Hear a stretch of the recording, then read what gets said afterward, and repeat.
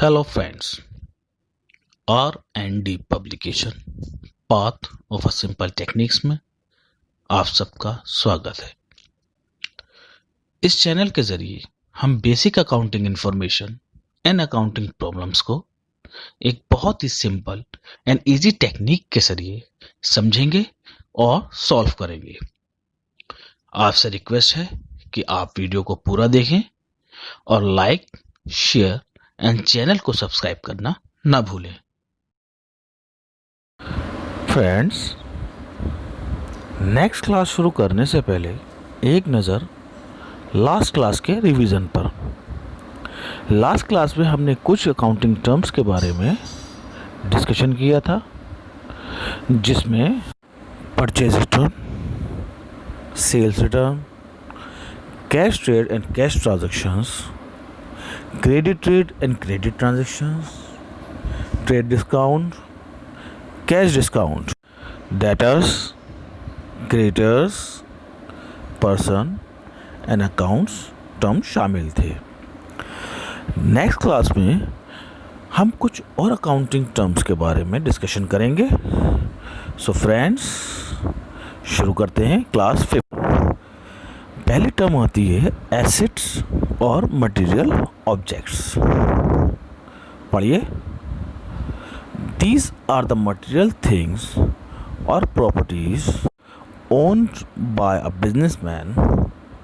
These includes cash, machinery, stock of goods, furniture, accounts receivable, that is debtors, land, etc.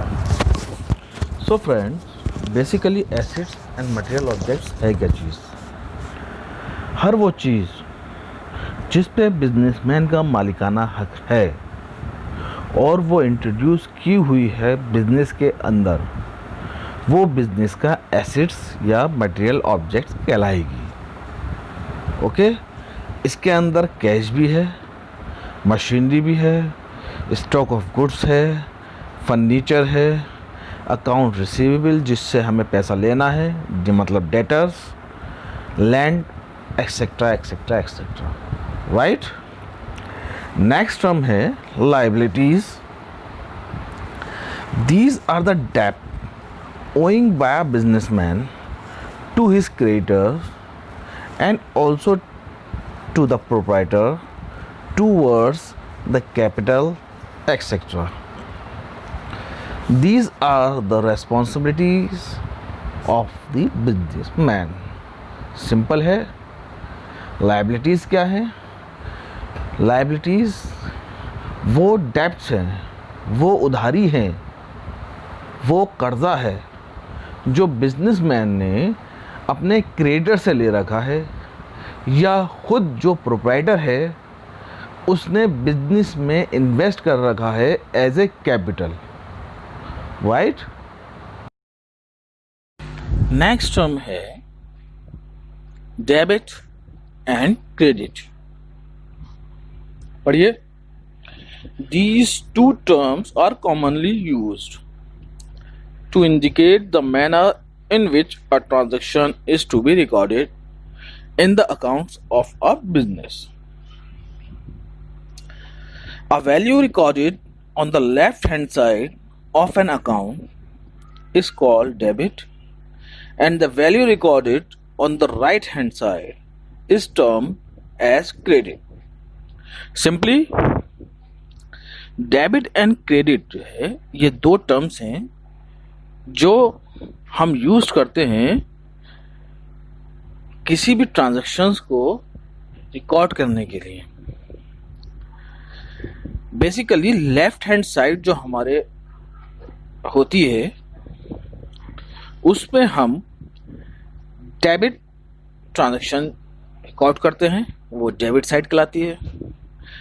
And right hand side जो होती है उस पे हम credit transactions record करते हैं और वो क्रेडिट साइड कहलाती है। ओके। नेक्स्ट टर्म है vouchers. Any written documents in support of a business events is known as vouchers. It is an original document which shows that certain transactions have taken place. It is also known as invoice or bill. On the basis of such vouchers or invoices or bills, entries are made in the original books of accounts. In simple words, voucher क्या चीज़ है? Voucher वो दस्तावेज हैं, वो कागजात हैं जो किसी बिजनेस इवेंट्स को मेंशन करते हैं या बिजनेस एक्टिविटीज को मेंशन करते हैं, है ना। मिसाल के तौर पे जैसे हमने कोई चीज सेल करी तो हम उस सेल के अगेंस्ट अपने कस्टमर को एक इनवॉइस देते हैं जिसको हम सेल इनवॉइस कहते हैं। वो सेल इनवॉइस का वाउचर है।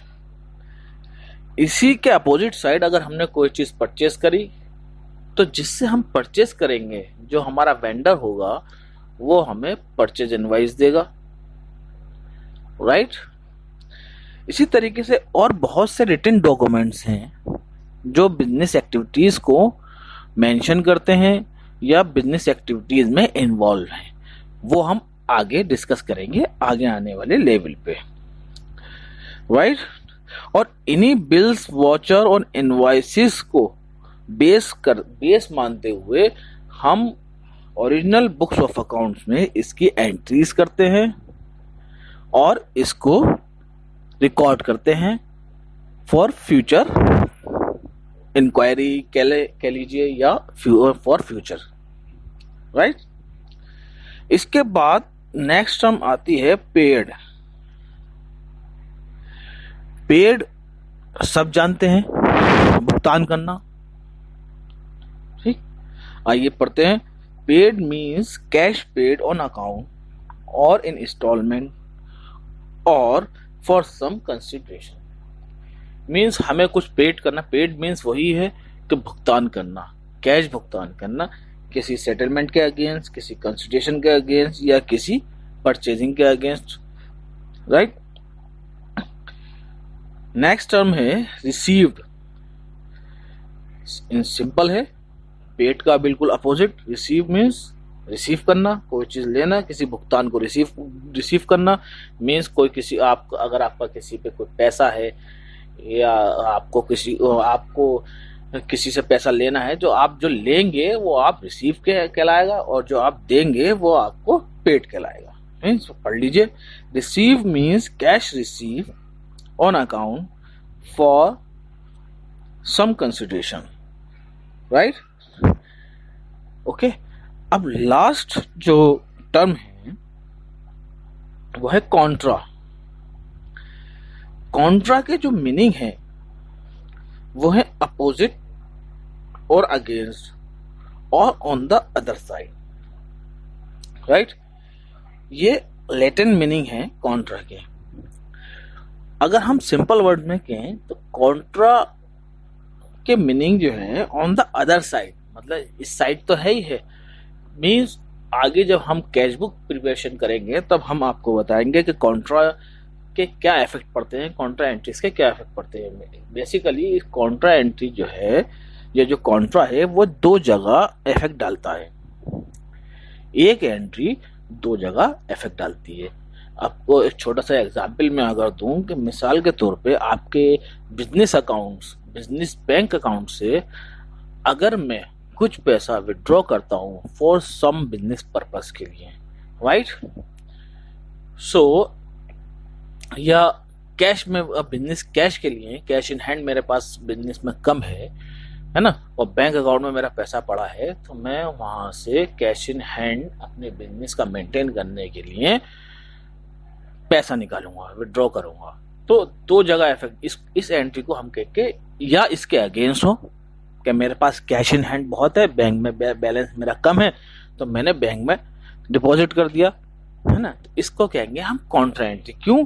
क्योंकि ये दो जगह इफेक्ट डालती है। एक, अगर हम बैंक से पैसा निकालेंगे तो हमारा बैंक से अमाउंट कम होगा, हमारा बैलेंस ड्रॉप होगा, और ऑन द अदर साइड हमारा कैश इन हैंड बढ़ जाएगा, राइट। इसी तरीके से इसका अपोजिट, अगर हम बैंक में पैसा डिपॉजिट करते हैं तो हमारा कैश इन हैंड कम होगा और ऑन द अदर साइड हमारा। सो फ्रेंड्स, उम्मीद करते हैं कि ये टर्म्स आपको बआसानी समझ आ गई होंगी। इसी के साथ ये क्लास पूरी होती है। बेसिकली फ्रेंड्स, ये हमारी 5th क्लास थी।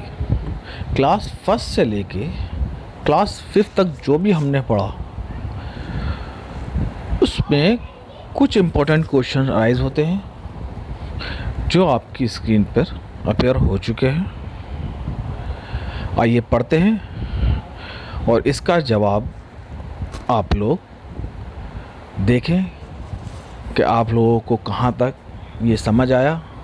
अगर कोई परेशानी या तकलीफ़ या कोई टॉपिक ऐसा जो अब तक समझ में नहीं आया है सो हमें कमेंट करके ज़रूर बताएं। हम चाहेंगे कि आप हमसे अपनी परेशानी, अपनी प्रॉब्लम शेयर करें ताकि हम उसको सॉल्व कर सकें।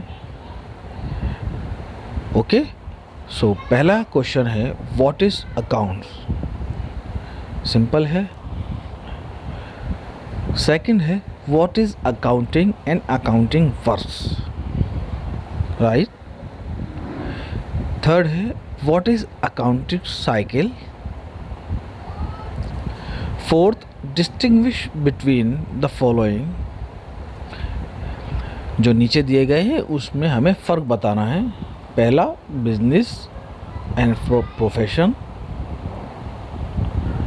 Capital and drawings, cash and credit trades, and उसके बाद आता है cash and trade discount, debtors and creditors, assets and liabilities, purchase and sales, purchase and sales returns,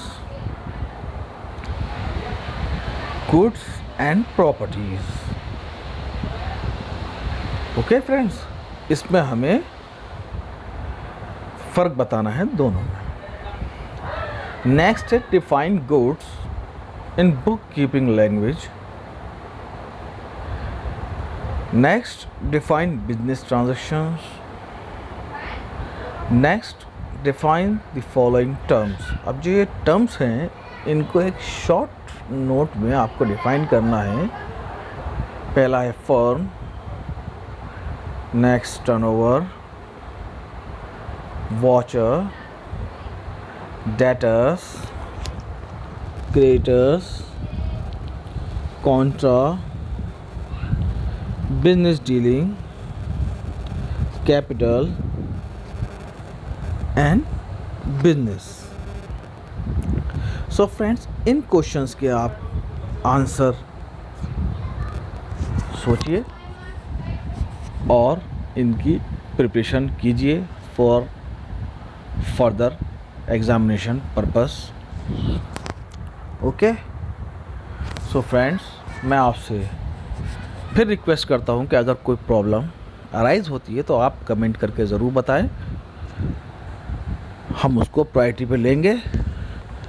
और अगर पिछली क्लासेस में कोई ऐसा टॉपिक है जो आपको नहीं समझ आया सो वो भी बताएं, हम उसका रिवीजन कराएंगे। सो lastly, you are requested to please like, share and subscribe our channel R&D publication Path of Simple Techniques. Thank you.